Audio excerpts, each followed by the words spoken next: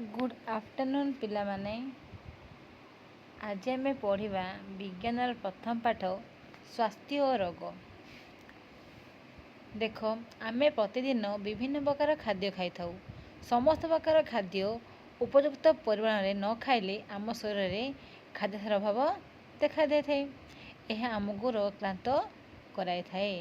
यही रोग गुड़ी आम कौन कहे खाद्य अभाव रोग बा कौन अपपुष्ट रोग बोली कही थाऊ। आम खाद्यर मुख्य उपादान हूँ कौन कौन किए कहीपर श्वेतसार और पुष्टिसार। हेले ए दुईटी केते अच्छी पुष्टिसार स्नेहसार सब जिन सब भिटामिन आमको आवश्यक। हेले से कौन कहला श्वेतसार पुष्ट अभाव हेले आमको क्यों क्यों रोग होता है ये दुई विषय जाने आम। पुष्टिसार यदि अभाव है तो क्यों रोग होता है क्वेश्चन कर।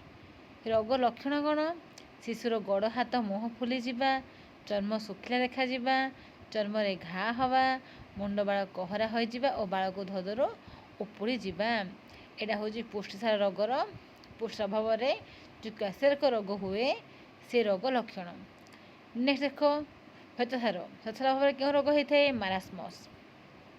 यही रोग लक्षण कौन गोड़ हाथ सरु हो जावा, उच्चता बढ़िबार नहीं, बहुत भोक लगे। ठीक अच्छे देख तुम्हें जानिछ कि श्वेतसार और पुष्टिसार थिबा खाद्य आवश्यक परिमाण खाइले अपपुष्ट रोग हुए नहीं। विभिन्न प्रकार खाद्य को भिन्न भिन्न प्रकार भिटामिन मिलता है। यह आम शरीर विभिन्न रोग प्रतिरोधक शक्ति बढ़ाइबारे साहाय्य करे। विभिन्न प्रकार भिटामिन अभाव विभिन्न रोग होता है। देख माने कौ भिटामिन अभाव क्यों प्रकार रोग होता है। भिटामिन ए अभाव क्यों रोग होता है अंधार कणा आउ शुक्लचर्म। भिटामिन बी रे बेरी कलखिया। भिटामिन आउ कौन अच्छे भिटामिन बी रे जीभका रक्तहीनता। भिटामिन सी रे स्कर्वी। भिटामिन डी रे रिकेटस ऑस्टियोमालेसिया। हाँ भिटामिन सी रे कौन होता है स्कर्वी। भिटामिन डी रे कौन होता है रिकेटस ऑस्टियोमालेसिया। हेले भिटामिन ए अभाव जो रोग होता है तार लक्षण कौन अंधार रोग लक्षण हो अंधार स्पष्ट देखा जाए ना। शुक्लचर्म मान कौन शुक्लचर्म चर्म शुक्ला देखा। बेरी हेले देहरे पानी जमी ही गोड़ हाथ फुली जावा। जीभ घा हेले पाटी और जीभरे घा हवा।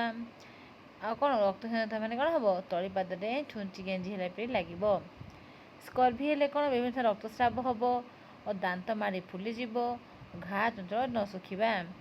तापर देख भिटामिन डी रिकेटस हेले कौन खपुरी हाड़ नरम हो फुली जावा और ऑस्टियोमालेसिया रोग हेले हाथ गोड़ सरु हो जावा और बंका हो सब हूँ भिटामिन अभाव होता रोग लक्षण गुड़ाक।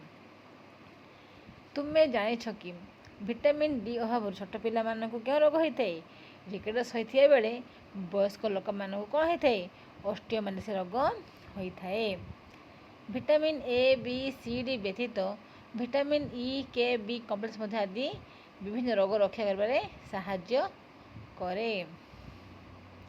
देख धातुसार अभाव जनित रोग आम खाऊा शाग क्षीर अंडा कदली चूना माछ इत्यादि खाद्यसार आम कौन धातुसार पाई था।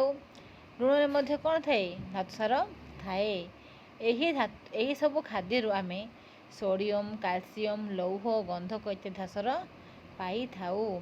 यार अभाव रक्तहीनता अस्थि बंका गलगंड इत्यादि रोग देखा जाए एवं पिलार मानसिक विकास कौन बाधा सृष्टि होता है। तापर देख पिला माने संक्रामक रोग खाद्यसार अभाव जनित रोग गुड़िक जड़े रोगग्रस्त व्यक्ति सुस्थ व्यक्ति को कौन करे आक्रांत करें। किंतु आउ केतेक रोग अच्छी जहाँकि सुस्थ व्यक्ति को जल वायु कीटपतंग एवं स्पर्श माध्यम आक्रांत करी थाए। एगुड़िक आम कौन संक्रामक रोग कही थाए। संक्रामक रोग जमीक आम कोरोना बोली कोरोना भाइरस से गोटे संक्रामक रोग ये टाइप बहुत रोग अच्छी जहाँकि संक्रामित होता है जहाँकि जल जल जल द्वारा वायु द्वारा आ खाद्य और कीट मान द्वारा समस्त शरीर को व्यापी थाए। ଏହି ସଂକ୍ରାମକ ରୋଗ ଗୁଡ଼ିକ କେତେକ ଛୋଟ ଜୀବାଣୁମାନଙ୍କ ଯୋଗୁଁ ହିଁ ହୋଇଥାଏ। ସେଗୁଡ଼ିକ ଆମର ଖାଲି ଆଖିରେ ଦେଖାଯାଆନ୍ତି ନାହିଁ। କେବଳ ଅଣୁବୀକ୍ଷଣ ଯନ୍ତ୍ର ସାହାଯ୍ୟରେ କ'ଣ ଆମେ ସେମାନଙ୍କୁ ଦେଖିପାରୁ। ସଂକ୍ରାମକ ରୋଗ ବ୍ୟାପେ କିପରି? ସଂକ୍ରାମକ ରୋଗ କେତେକ ମାଧ୍ୟମ ଦ୍ୱାରା ଅସୁସ୍ଥ ବ୍ୟକ୍ତିଙ୍କ ଠାରୁ ସୁସ୍ଥ ବ୍ୟକ୍ତିଙ୍କୁ ସଂକ୍ରାମିତ କରିଥାଏ। କେଉଁ କେଉଁ ମାଧ୍ୟମ ଦେଖ? ପ୍ରତ୍ୟକ୍ଷ ସଂସ୍ପର୍ଶରେ, ବାୟୁ ମାଧ୍ୟମରେ, ଖାଦ୍ୟ ମାଧ୍ୟମରେ ଓ ଜଳ ମାଧ୍ୟମରେ।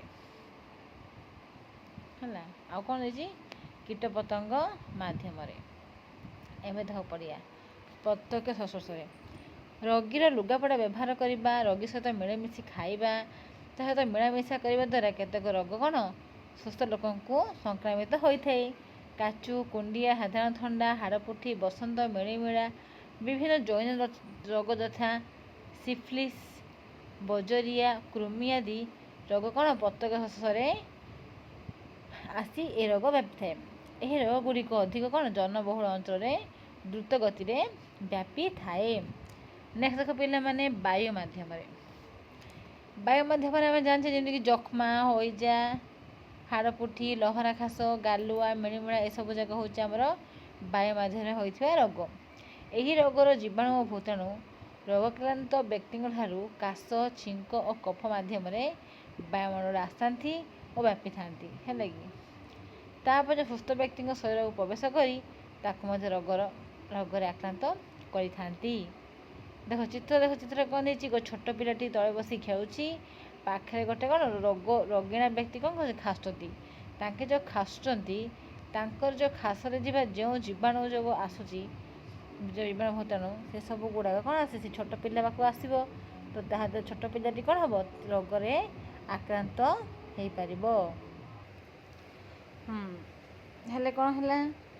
ହଁ, ବାୟୁ ସଂସ୍ପର୍ଶରେ ଦେଖିଲେ ନା ନାହିଁ କ'ଣ କହିଲି? ଯେଉଁ ଛୋଟ ପିଲାଟି ତାଙ୍କ ପାଖରେ ଖେଳୁଛି, ହେଲେ ଗୋଟେ ରୋଗିଣା ବ୍ୟକ୍ତି ତାଙ୍କ ଯେଉଁ ଖାସୁଛନ୍ତି ତାଙ୍କ ଖାସ ମାଧ୍ୟମରେ କ'ଣ ହେଉଛି?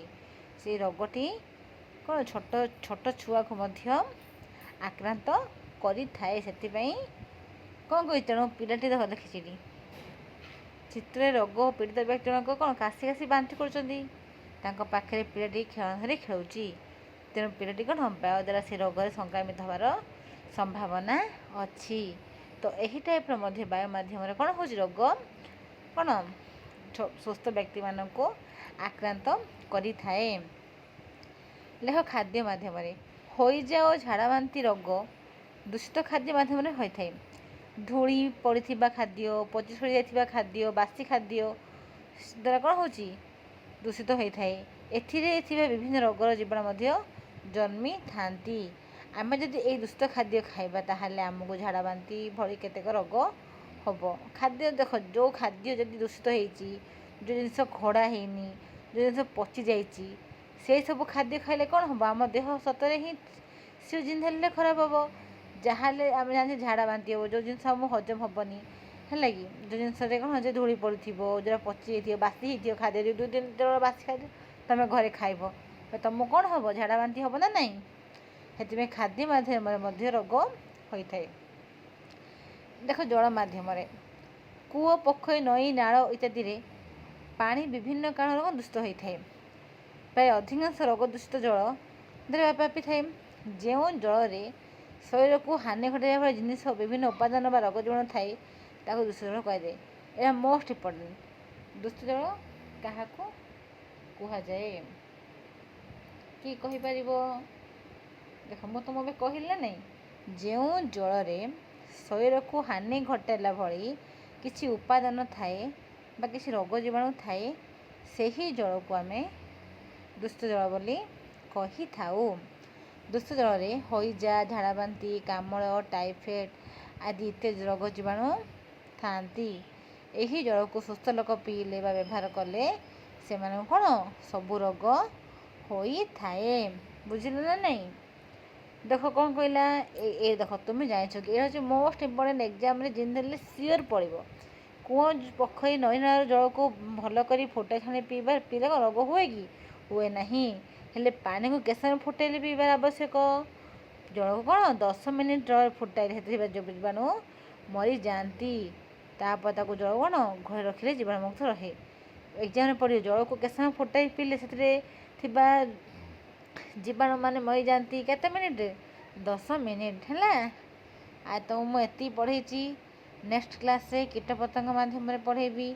ଆଉ ବାକି ଯାହା ଯାହା ଅଛି ତ ମୁଁ ନେକ୍ସଟ ଭିଡ଼ିଓରେ ପଢ଼େଇବି। ଏଥିରେ ଯାହା ଡାଉଟ୍ ଅଛି ମୋତେ ପଚାରିବ, କମେଣ୍ଟରେ କହିବ। ଠିକ୍ ଅଛି। ମୁଁ ମୋ ନମ୍ବର ବି ତୁମକୁ ଦେବି, ଲିଙ୍କ ଛାଡ଼ିବି ତଳେ। ଯାହା ଥିବ ସେ ନମ୍ବରରେ ହ୍ୱାଟ୍ସଆପ୍ ମଧ୍ୟ କଲେ ମୁଁ ତୁମକୁ କ'ଣ କରିବି, ସବୁ ଡିଟେଲ୍ସରେ ଭଲସେ ପୁଣି ବୁଝେଇଦେବି। ଠିକ୍ ଅଛି। ଆଜି ଏତିକି ଥାଉ। ନେକ୍ସଟ କ୍ଲାସ୍ରେ ବାକି ଭିଡ଼ିଓ କ୍ଲାସ୍ କରିବା।